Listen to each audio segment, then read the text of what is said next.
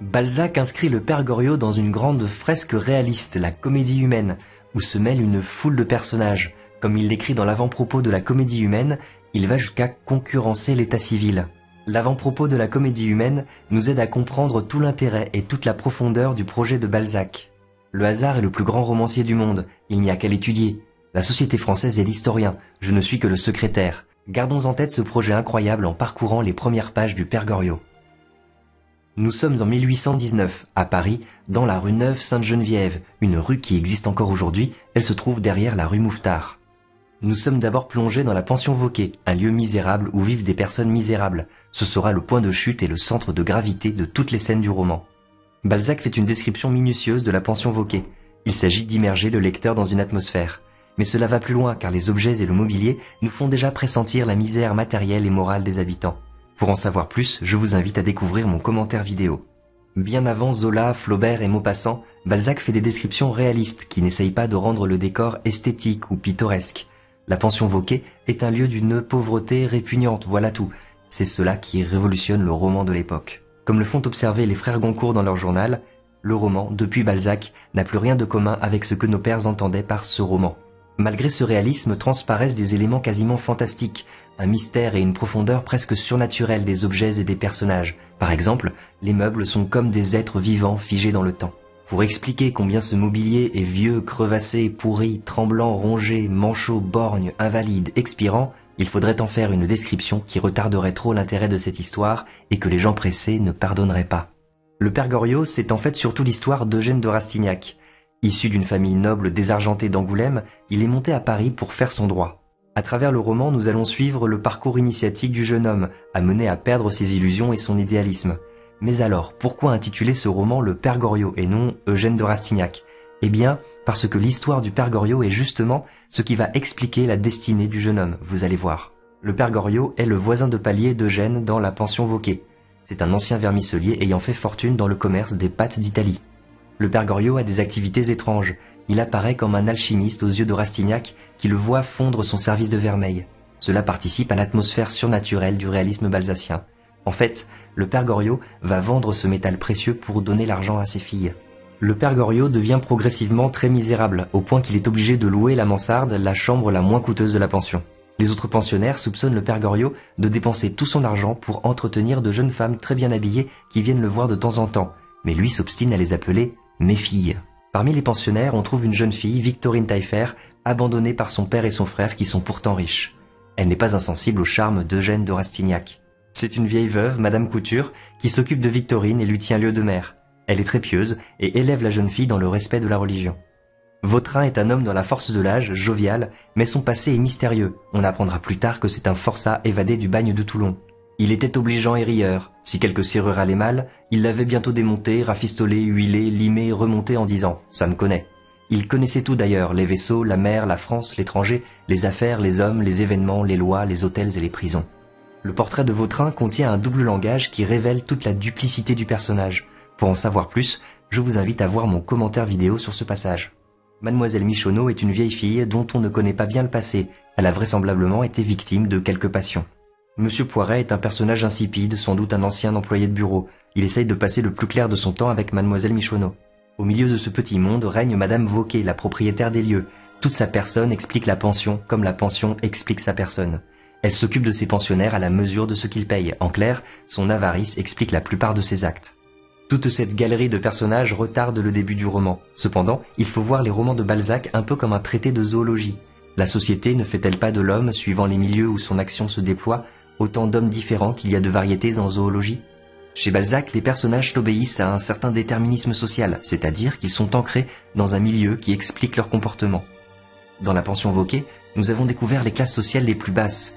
En suivant les aventures d'Eugène de Rastignac, le lecteur va maintenant découvrir la haute société. Lors de son premier bal, Rastignac est ébloui par la comtesse de Restaud, qu'il décide de séduire. Eugène est très bien accueilli par le comte de Restaud et sa femme quand il annonce qu'il est parent de Madame de Beauséant. Mais dès qu'il évoque le Père Goriot, les visages se ferment et ils se retrouvent, poliment mais rapidement, congédiés. Le monde de l'aristocratie est un peu un monde merveilleux et mystérieux pour Eugène. Un mot peut ouvrir des portes, un autre peut les fermer. En rendant visite à Madame de Restaud, Eugène croise un jeune homme très élégant, c'est Maxime de Trailles. Eugène comprend tout de suite que c'est l'amant d'Anastasie de Restaud. En se comparant à lui, Eugène se sent maladroit et peu élégant. Ses premières démarches dans le monde sont un échec. Il se rend alors chez sa cousine, Madame de Beauséant. Madame de Beauséant est une lointaine cousine de Rastignac. C'est grâce à elle qu'il fera son entrée dans la société parisienne. « Cher cousin, traitez ce monde comme il mérite de l'être. Vous voulez parvenir, je vous aiderai.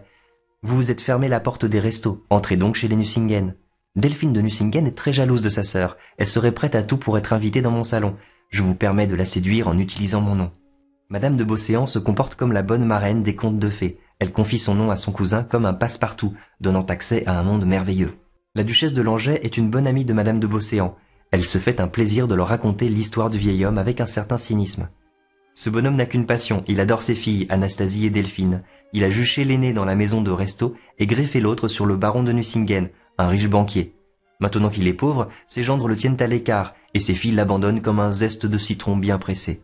En rentrant chez lui, Eugène décide de séduire Delphine de Nucingen et de faire son chemin dans le monde.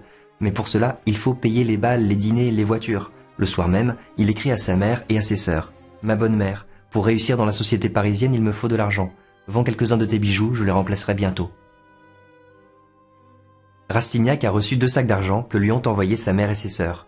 Vautrin complimente le jeune homme sur son ambition, puis il le prend à part et lui confie un moyen de faire fortune rapidement. Le père de Victorine est un vieux coquin, un banquier, principal associé de la maison Frédéric Taillefer et compagnie.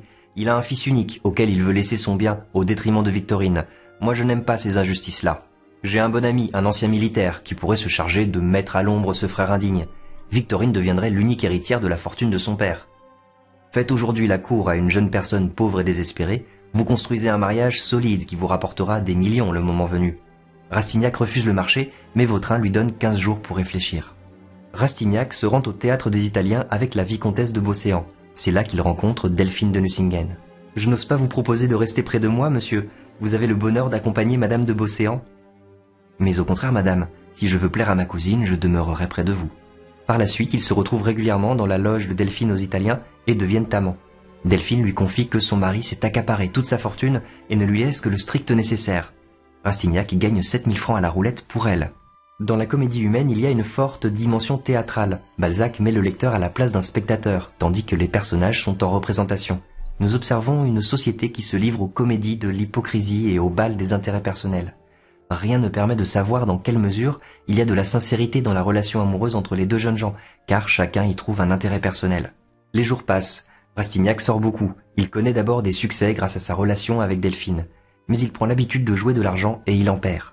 Parfois, Delphine se montre froide envers lui, alors il échange des mots doux avec Victorine Taillefer. Rastignac et le père Goriot se lient d'amitié. Le jeune homme prend l'habitude de lui raconter le soir ses journées avec Delphine.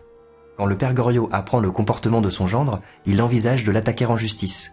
On comprend que le père Goriot ne défend jamais son propre intérêt, il place toujours celui de ses filles en premier.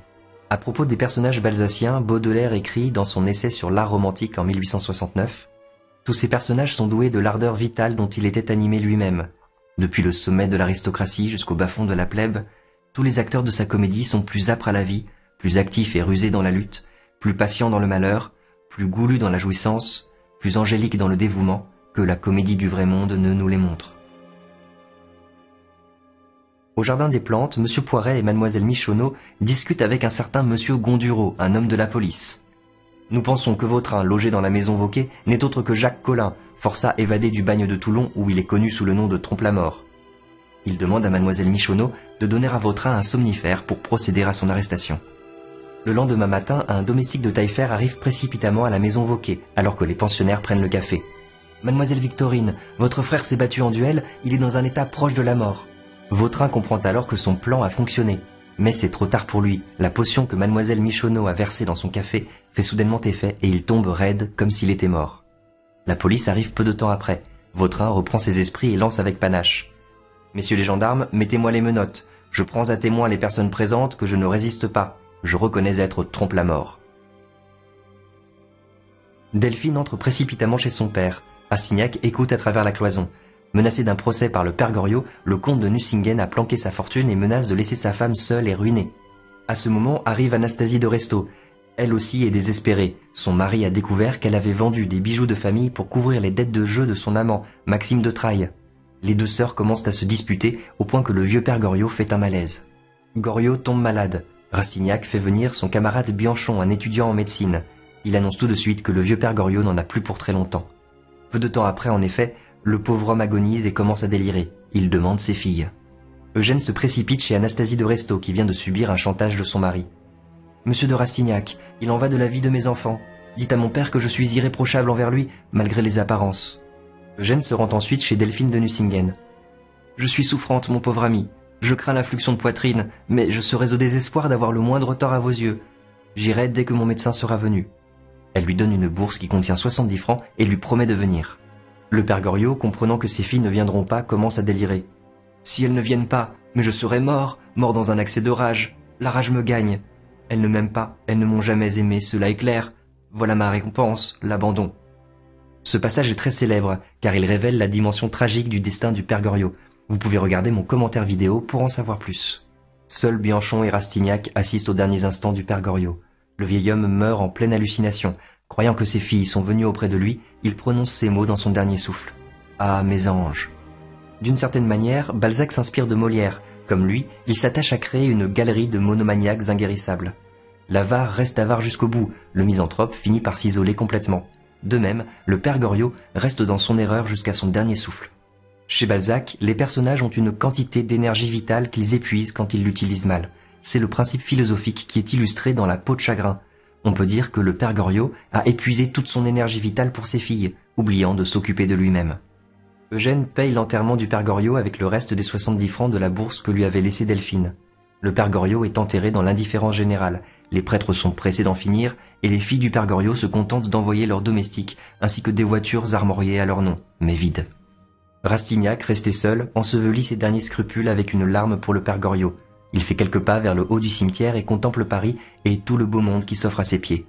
Avec un mélange d'ambition et de volonté de vengeance, il prononce ces mots grandioses. « À nous deux maintenant !» Et pour premier acte du défi qu'il portait à la société, Rastignac alla dîner chez Madame de Nucingen. Avec le père Goriot, Balzac met en place un réseau de personnages qu'on retrouvera à travers toute la comédie humaine. Après la mort du père Goriot, Rastignac réussira dans la société grâce à des opérations frauduleuses et des luttes d'influence. On retrouvera ce personnage dans Les Illusions perdues, Le bal des sots, La maison Nucingen, Le cabinet des antiques, etc. Les Illusions perdues, c'est un titre qui illustre parfaitement l'évolution du personnage de Rastignac. Progressivement, il perd ses illusions. La mort du père Goriot est pour lui un moment de basculement. Il enterre avec le vieil homme ses derniers scrupules. Merci à vous d'avoir suivi jusqu'ici.